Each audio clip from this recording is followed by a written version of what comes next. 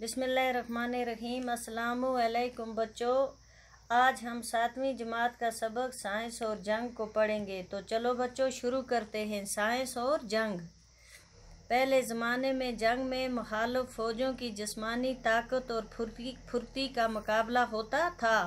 किसका बच्चों? फ़ौजों की जिस्मानी ताकत और फुर्ती का मुकाबला होता था। उनके हथियार भी पुराने तर्ज के और सीधे सादे होते थे। क्या होता था बच्चों? उनके हथियार पुराने तर्ज के होते थे और सीधे सादे। जीत उसकी होती थी जिसकी फौज तादाद और ताकत में बेहतरी होती और हथियारों को इस्तेमाल करने की मशक में ज़्यादा माहिर होती। जीत उसकी होती थी जिसकी फौज ताकत में बेहतर हो और उनके हथियार तेज़ हों। लेकिन आज की जंग जिस्मानी ताकत और बेहतरी से नहीं जीती जाती, बल्कि साइंस के ईजाद किए हुए हथियारों पर मुनहसर होती है। लेकिन जो आज की जंग है वो हथियारों पर नहीं बल्कि साइंस के ईजाद किए हुए करिश्मों पर दारोमदार है। ये कहा जाए तो गलत न होगा कि मौजूदा दौर की जंग फ़ौजों की जंग नहीं, साइंस की जंग है।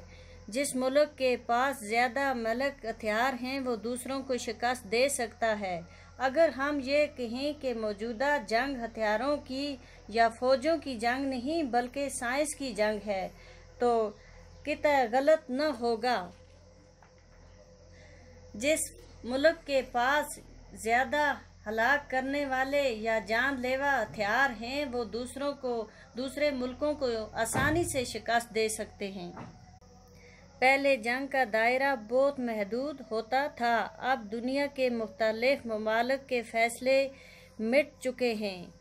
क्या होता है बच्चों? दुनिया के ममालिक के फैसले अब मिट चुके हैं। एक मुल्क की लड़ाई का असर दुनिया के दूसरे ममालिक पर भी पड़ता है। क्या होता है बच्चों?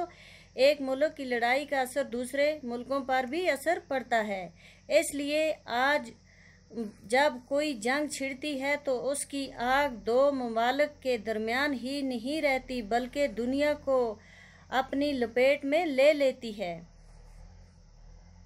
बच्चों आज के लिए इतना ही काफ़ी है, इससे आगे कल पढ़ेंगे।